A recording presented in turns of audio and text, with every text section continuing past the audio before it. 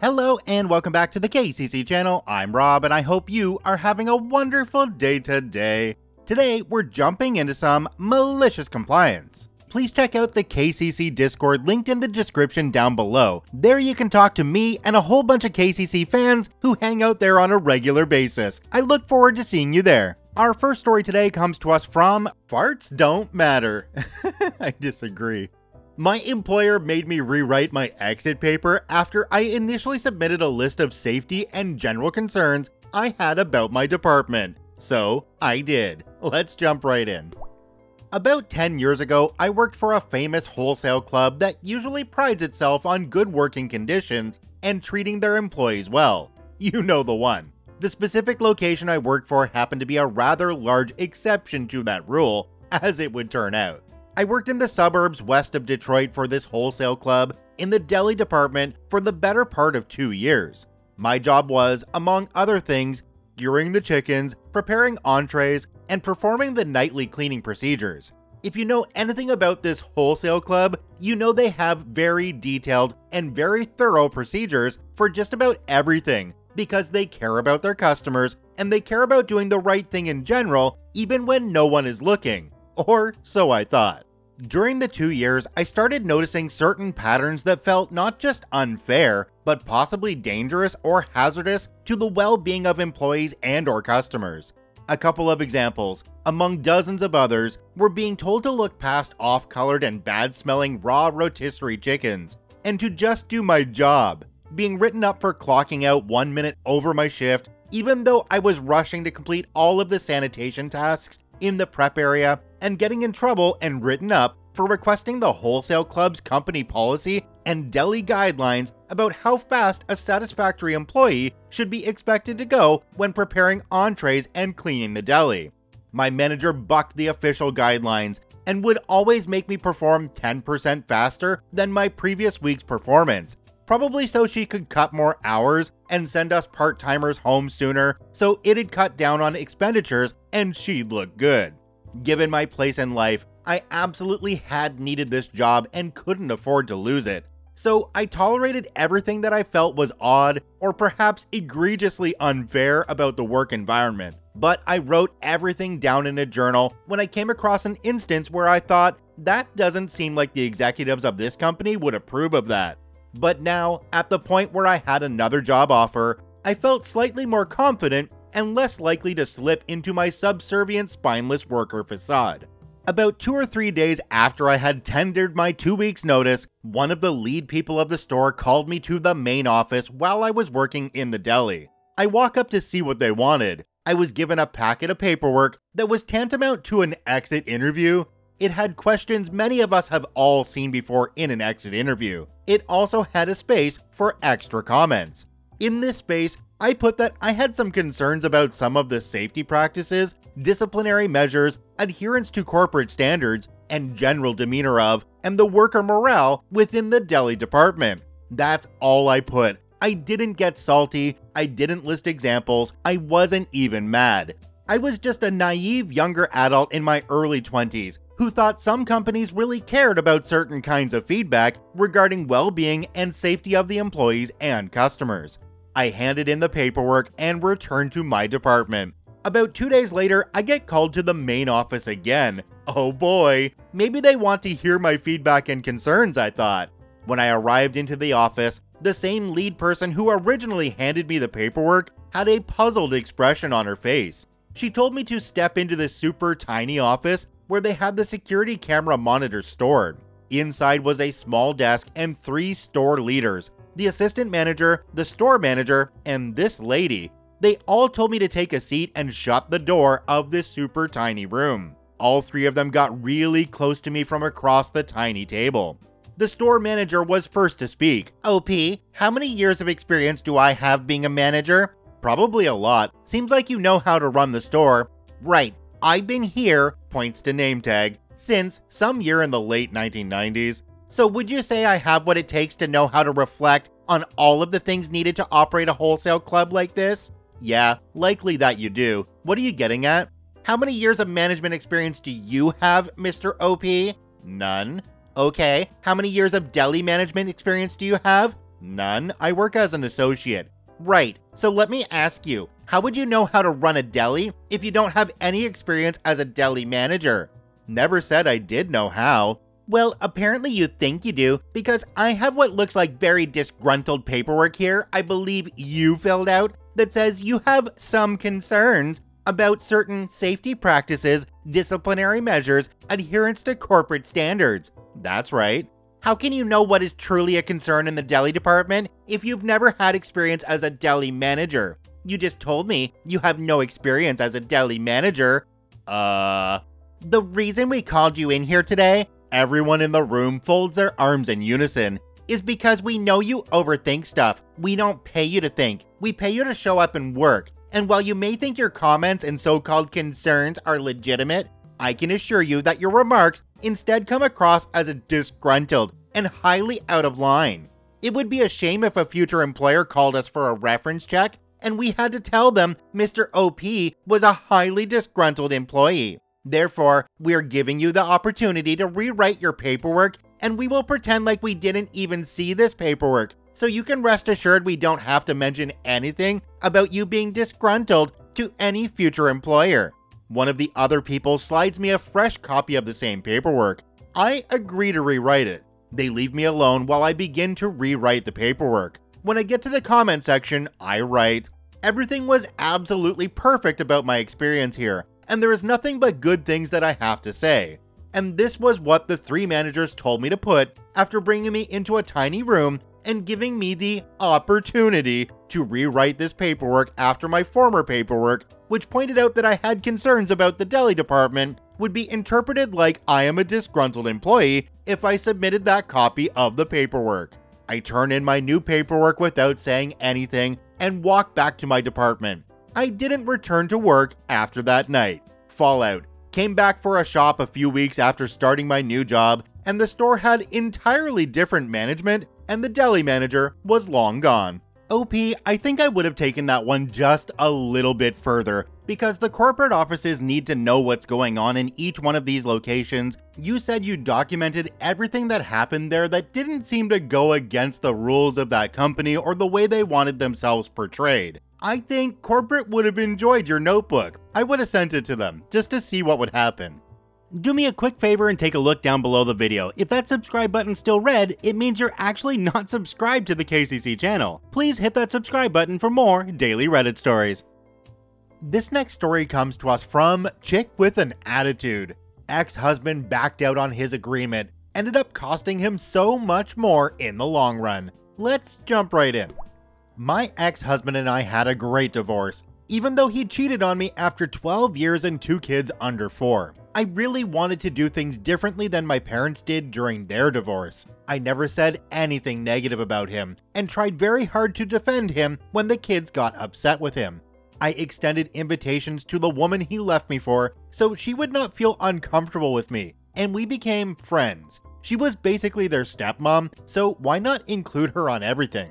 On holidays, we all had one big dinner. He and her and me and my boyfriend. This made everyone comfortable and the kids never had to choose one side or the other, as we were all on the same page. It was such a great relationship that when I had back surgery, I recovered at his house and she cooked for me. He and I were coaches for the kids' basketball and baseball teams, and I helped at their wedding 13 years later.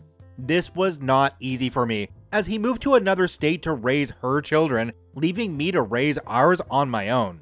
She quit her job when they got together, and I had to return to work to support my kids. But I needed to keep the resentment and bitterness away from my kids. All of this sets the tone for the divorce, but when he initially left, I spoke to a lawyer and got a separation agreement that was really great for me. He asked that I not take half of his retirement, but instead, he would pay X in child support and additional Y in alimony, because he was making a lot of money, and I was a stay-at-home mom with a country club membership. Yuck, I hated saying that, but it was only to set the scene. Normally, alimony ends after 5 years, but because I didn't get half of the 401k, the only condition on ending it was it would end on my remarriage or my death. He agreed with all of it. The thing is, when he left me to move down to where she lived, he left his cushy job and took this promising but not delivering position that really screwed him financially. But he never went back to the lawyer to get the child support or alimony reduced. Instead, he borrowed from his mother. When I discovered he was mooching off of her, I suggested to her that she stop paying for him when he finally got back on his feet. She never would do that and continued paying for his life and her to be a stay-at-home mom, even co-signing for a second home for him when he finally moved back to raise his kids. Hers had graduated and lived in his old house, ours were in high school. He did come to me and ask if I would accept regular child support and half of the alimony. Then later, when he was really earning money, he would pick back up on the past due amount. Not wanting to make waves in an otherwise great divorce, I said yes and kept track each month of what was owed in a shared spreadsheet with him so he could see how far in debt he was getting each month. He ended up owing me $1,000 a month times 10 years, but he said when the kids aged out of child support, he would continue to pay the same amount to make up for the alimony, which totaled $120,000. When my daughter aged out, he continued to pay the same amount, putting a small dent in what he owed for 3 years. Then, as soon as my son aged out, 2 weeks after he joined the Marines, he called me and told me there was no way he was going to continue paying me for the next X years, and I could take him to court if I wanted, but there is no effing way he would pay me another cent. This completely blew my mind, as we had such a fantastic relationship, and it came out of nowhere. I was completely freaked out, but I took his advice. I contacted an attorney, I sent all his calls to voicemail per my attorney's advice, and I took him to court.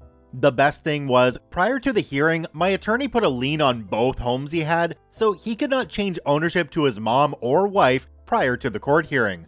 I still have the phone call recording when he realized this, and the horrible names he called me for doing that. Since I had kept such immaculate records from that day he changed payments, and he was aware of his debt rising each month, it was a slam dunk for my attorney. Instead of making small payments for a few years, he had 30 days to pay me $120,000 in full. Unfortunately, the kids now have to choose which parent they visit on holidays, but that was not my fault. I was willing to continue as is and not put any strain on the family relationship.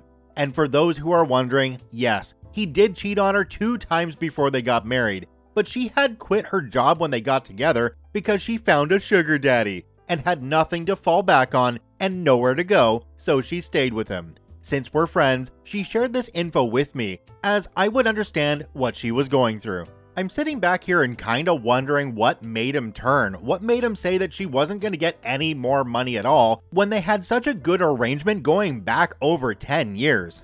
And it turns out in the end that it wasn't even because he didn't have the money, because on day 29, apparently, he paid the debt in full. So he did have access to money. This next story comes to us from Underachiever. My university told me to steal $9,000 from them, so I did. Let's jump right in. This story is back from when I was attending university several years ago, pre-pandemic. I was the president of the school club. We had good attendance but limited interest in leadership positions. I think this was largely due to being an LGBT organization, and the university lists all university organization officers on their website for anyone with internet access to see. But anyway, that meant I was the only acting officer of this club, making me the secretary and treasurer also. The other officers were actually previous club presidents who had graduated. You just needed 3 student ID numbers to remain an active club. I had planned a large ice cream social that went great. I rented a ballroom on campus, free for student organizations, had ice cream catering, a live band, and almost 100 students in attendance. It was a great way to begin the school year. Anyway, it all cost something like $1,021.17. Not the actual amount, but something like that. There were 2 methods to pay for this kind of thing. Petition in advance for university funds, or pay it yourself and submit a reimbursement after the fact.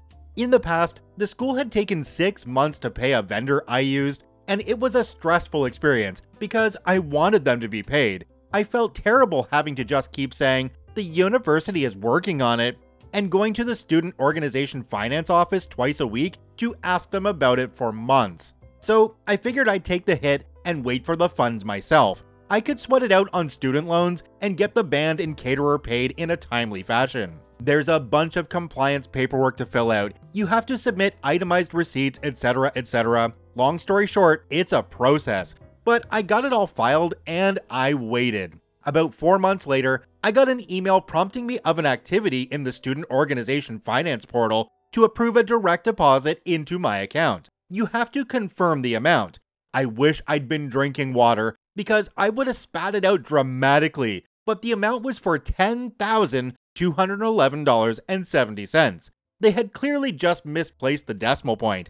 I could accept or comment on it, so I wrote that the amount should have been $1,021.17.